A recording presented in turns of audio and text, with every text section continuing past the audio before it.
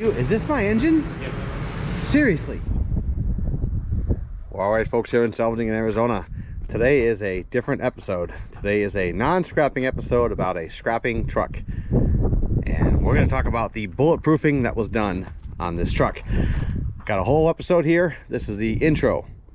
And I thought, what a better spot to start the bulletproofing episode than out at my local shooting spot, where I just found me a nice live round. So what the heck. But we're going to talk, this episode will be about the bulletproofing of this. I'm sure you've heard it done before. It's done by Bulletproof Diesel in Mesa, Arizona. A lot of places use the term bulletproof. This one is, from what I know, the one who does it. So it's already been done. This has already been completed. So this is kind of a spoiler. So we're not going to show you it just yet, but we're going to do, this was a full cab off restoration. This thing was down to, when you see it, you'll know what I mean. It's completely done all the way down and redone. And we're going to document the full bulletproofing procedure of this Ford F-250. Stay till the end. There's some really cool stuff. We got a shop tour where you get to see all the really cool stuff that they make in-house. I mean, they make some parts that, you know, it's really amazing. Stay till the end. You won't regret it. This is going to be a good one. Again, this is not a scrapping episode, but it's about my Scrapmobile, which is currently driving so much better. Seriously, this thing is driving amazing with 250,000 miles on it. I couldn't ask for anything better. So come along and let's talk about the bulletproofing of my little thing here. Even got some swag. Boom, look at that. Let's go. All right, folks, here in Salvaging, Arizona. Today we're going to be taking a little bit of a detour. From scrapping. We're going to show you the rejuvenation of the Scrapmobile at Mesa, Arizona's Bulletproof Diesel. That's where we're heading right now. It's total cab off restoration. Now, this is not a car channel, of course, but it's the scrap wagon, so maybe you'll be interested in seeing what this does. This is, like I said, a nationwide known thing. Look it up, Bulletproof Diesel. They're all over the place, and they're very well known. So let's go check it out and see what the Scrapmobile's condition is right now. And one more thing, folks. I don't want y'all to think I'm showing you this to flex or anything like that. Basically, this is my gift to myself for retirement. Okay, a lot of folks buy a new car after retirement. I figured instead of buying a new one of these $90,000 Ford F-250 specials or 350s or God knows, or how, you know, God, some of them are going for over $100,000. It's ridiculous. Or spend way less than that and fix up a real diesel that I know is going to last for a long time. And that's what I chose. So that was the decision I made. I don't want payments, but that's why I did it. So let's go see what it looks like. Here at the back, as you can see, we got all the F-250s and all the good Fords lined up there waiting to go. You come around, now they do own a tank, and today it is not out. Normally they park it right here. Seriously, I think it's behind that wall, but they got a freaking tank. So let's go see what our rejuvenation is looking like here at Bulletproof Diesel in Mesa. This is mine right here. The white, yeah. Okay. This is my white one here. Oh my Lord. Look at this. Okay, when they say cab off, that's what they mean. Is this my engine? Yep. Seriously, this is my engine. You have got to be kidding me. Did you guys spray paint this, or is that like that? We spray painted. No, now you said that. Did you guys already do the new bearings? No, they haven't painted yet. Okay. And these were what my bearings look like. That's the bad one right there. That's the only one that came out. Oh, okay. So something got in there. Yeah, something got in there and dug a groove, but you can drag your fingernail across there. There's nothing there, so I think we're going to be fine. It's insane. Yeah, it's the worst we've seen so far. Oh, really? The worst, of course. So as far as the groove through the... So this is my 240,000 mile block. And you have it turned upside down right now. Yeah. Are the heads off being machined? No. Where do you guys send them? They go to B&B. That's where we do all our heads. They redo the injector sleeves and all that good stuff. Take them apart, bead blast everything, clean up there's a unison ring and everything inside there, the vanes.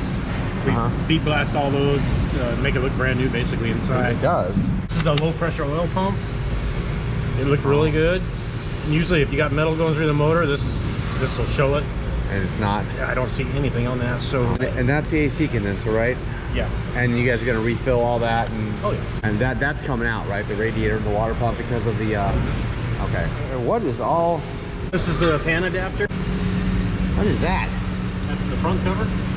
Real? Oh yeah, he did. That looks brand new. Yeah. Oh my God. We do our best. Seriously, that looks like a new part. Yeah. We Man. just try to make them look as good as possible. And you guys spray painted that too? Yeah, you kind of scrape all the crap off just so Get all there's the gunk? anything going on in the future, it'll be obvious. Yeah. Now I had the whole front end redone by B&H Auto Repair, and they did a great job. I'm telling you right now. The thing drove like. That's Howard. That's why I said Seriously, when I would hit a bump and I had a cup, it would go flying before. Now, nothing. Good. It's smooth as ever. Good deal. That place was great. Good. I'm telling you, that was the best. I'm sending my son-in-law there. Is that right? Yeah, Good he's got deal. an F-250 that's got a blown up I worked with Howard for several turbo. years. The fact that he's got 20 cars out in front says something. He's a busy man, yes. Yeah. Very much. Yeah. What are your thoughts on these? They're great transmissions. Very, very few issues at all with them. So the engine, they didn't do the best on. Just had some pattern failures on the engine. The motor itself is a strong motor. It's just the stupid oil cooler system. Yeah. It's real basic. You don't have the diesel exhaust fluid and all that crap. You don't have, all the stuff going on with the new ones. The new ones, but it's a whole lot less troublesome too. But like a new F-250, what are we talking? Like for something like, if I were to buy something like this today, what would this go for? 70, 80,000? 70, 80, yeah. So for 22,000, I'm getting a new, basically a redone engine, new, all that. All cooling system. New cooling system. The AC unit's going to be recharged, very important here in Arizona. The white pipe and the down pipe. Now, do you guys do anything with the wiring harness? No, I mean, any connectors you need should have been already found and listing these up for you. So these are my old ones, but you made them look new. Yeah, I saw them over at the buffer making them shiny. Wow, damn, look at that. That looks new.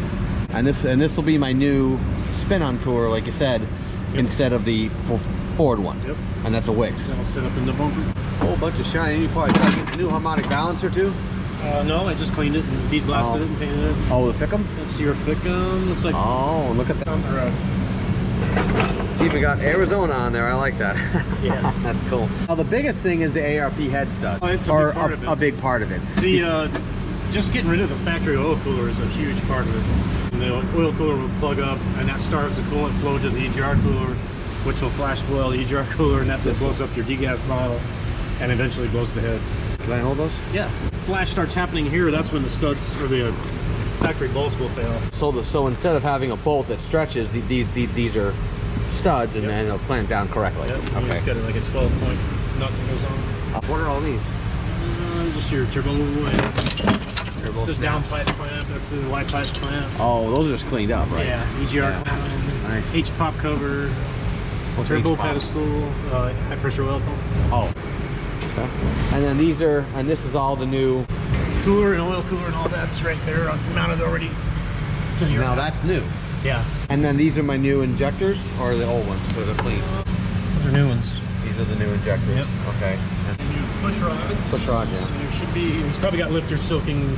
Yeah. These are the lifter guides, so the lifters are sitting in a bucket of oil somewhere. So the fuel filters remain the same. Yep. And they're still going to be mounted on the frame? Yeah. Or well, the one on top and the one on the frame? They're the exact same. Okay. You guys made that? Yep. Bulletproof diesel. Look at that. Is that your own design? Yeah. Yeah, everything. The impeller we changed to aluminum so it wouldn't, those plastic ones will split. Love it. Yep, all new braided. These are standpipe hoses. Ford part. Ford part. Yeah, Okay. these are all Ford. Gotcha. All right, folks, there you go. Got to see the full cab off of the Scrapmobile. That was crazy. I've never seen that before. And you can see how detailed they are. I mean, they bead blast everything. Everything gets cleaned up, spray painted, everything. This is these guys ain't playing around. Yes, it does cost it, but it costs way, way less than even a base model new car. So, frankly, for what I'm paying, I'm getting a new engine, all new stuff inside of it. I'll take that all day long. So hey, check them out, Bulletproof Diesel. Thanks for coming on this little detour here. And when the scrap wagon is back, we will do a full review of it, and we're going to see all the cool stuff and see all those cool new parts that we just saw on the truck. All right, folks, here in Salvador, Arizona. Let's say we upgrade from the bike to something else, mainly our diesel. So we got the check right there, nice and safely put away, and we're gonna ride the 4.9 miles down to Bulletproof Diesel, and we're gonna go check it out. Come along with me. Let's go for a ride. And we're still riding, folks. Got about another maybe a couple miles to go, and we'll be there. This is worth a ride. Definitely worth the ride. Let's get there. All right, folks, we have made the turn into the parking lot here. As you can see, we got their truck. That's one hell of a truck right there now, isn't it? Nice Raptor. Yikes. That is nice. And here we are at Bulletproof Diesel, Mesa, Arizona. Let's go in and see what all we got today. All right, folks, here in Salvador, Arizona, as you can see, this is a very professional place here, Bulletproof Diesel, Arizona. And I just want to show you something real quick. This is the oil cooler that they replaced. This is the Ford's OEM one. As you can see, it's got all these tiny little passages that get clogged up after a while and eventually rupture, which mine did, and sent coolant into the oil. And they replaced it with a brand new one that they made in-house. It's really, really cool. And some of the pictures, I'll point it out, you'll see it. But this is one of the main things that they do here is replace this, and that helps out everything. What's this here? This right here is our tubing cutter. So on the EGR coolers with the twisted tubes, this is what cuts the tube to length, and then the machine back there is what actually does the twisting. The EGR cooler. So the EGR cooler that's on your truck has the same bundle of tubings inside there. Oh, yeah. That's cool. And aluminum? Can I grab? Stainless. Oh, stainless. Yep. Yeah, this is all those twisted tubes sections are all in there. What on God's green earth is this thing? It's a vacuum braze furnace, is what they're called. What does that do? So it basically cooks these until the paste turns into a metal. So when they're done, they actually look like that. Really? And that bond inside there is stronger than you can get out of a weld, just because the alloy composition inside there. Most of what we do here is EGR coolers. So these ones are for an international truck, like a kind of a big semi truck. Okay. So inside there, so this whole housing contains the core part, and we make that core and then assemble them here. And this gets shipped off to the scrapyard? No, these get reconditioned and used. Oh. So we build new ones. Wow. And these are the new... and these are for the internationals? Yeah. Damn. And then this is what we replace it with, so... That's a work of art. Yeah, and really, cool. that's... I ain't to say that. That looks cool. I like that. Yep. And these are for semis? Yeah. Jesus. Yep. Yeah, there's a lot of work that goes into these too. Yeah. So each one that we build gets pressure tested, vacuum checked. Oh, it still goes on. Yep. It's the flange for the EGR cooler, and that's where they get the seal for the exhaust. And that's spinning on a stone and giving a nice, smooth surface. In-house parts. Yep.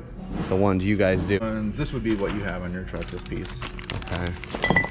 And you send these kits out all over the country, right? Oh yeah, all over the world actually. Really? Yeah. I thought you guys were only known here in America. Nah, that's pretty much like Canada. Canada, Mexico. We do Colombia. I sent stuff to Australia and Ireland. All over, really. Really? Yeah, it's pretty amazing. Some of the islands, like Virgin Islands, stuff like that, out of the Caribbean, they got 6.0 diesel pickups out there. They need parts for them. And they come to you. Yep.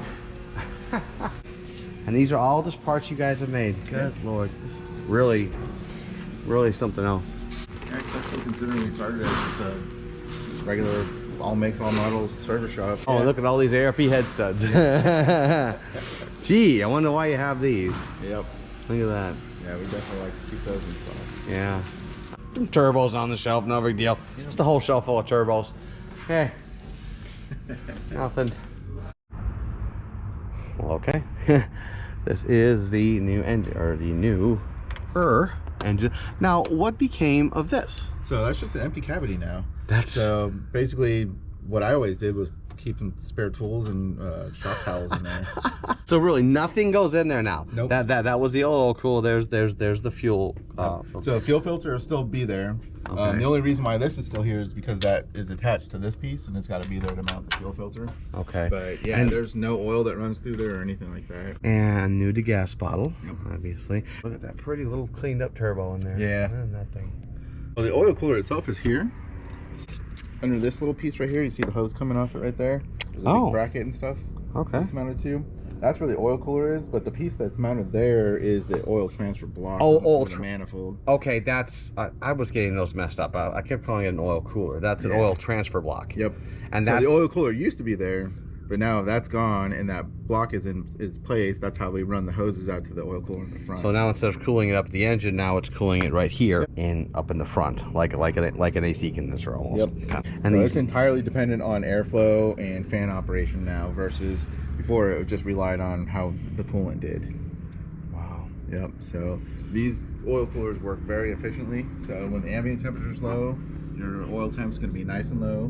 When it's up in higher temperatures, then your fan's going to be working more actively, and it's going to keep those temperatures down too. Because remanufactured or new radiator? new radiator. New radiator. Yep. I need to get a new Air that filter. one, yeah, Air that one. filter I think was pretty good. This was 117 of 20 is what it says on there. Is what I wrote. I wrote in black marker like a So moron. they'll usually go for about 100,000 miles. It's popped right now. What do you? So if you look at this gauge where that yellow mark is, if it gets down, it'll basically all start being yellow because it basically draws that whole piston down. Oh. When this gets too restricted, it creates vacuum there and then does that and engages it. When it gets down in the red, that's when you need to change it. Like I said, these things will go easily for 100,000 miles.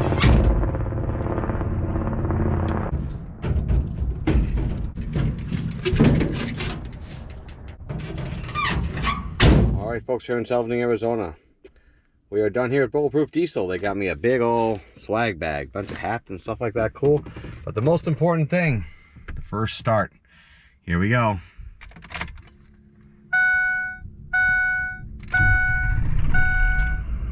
Ooh. That sounds good. That is smooth.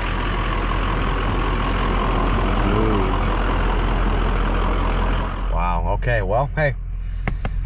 The beast is back, and thanks for coming along on this, folks. I know this wasn't a scrapping episode, but like I said, this was a pretty cool thing, and if you guys are ever interested in this, like I said, Bulletproof Diesel, Mesa, Arizona, worth it. Every bit of it. You saw the quality, you saw the stuff that they have in there. This place is amazing. It really is. This place don't play around.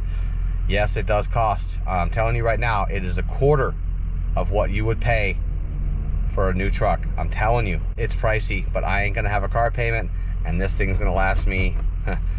Hopefully I'll be giving this to my grandkid. So hey, thanks a lot, folks. Thanks for coming along on this different episode, and I'm gonna go drive this thing. I think we can film the initial pull off here.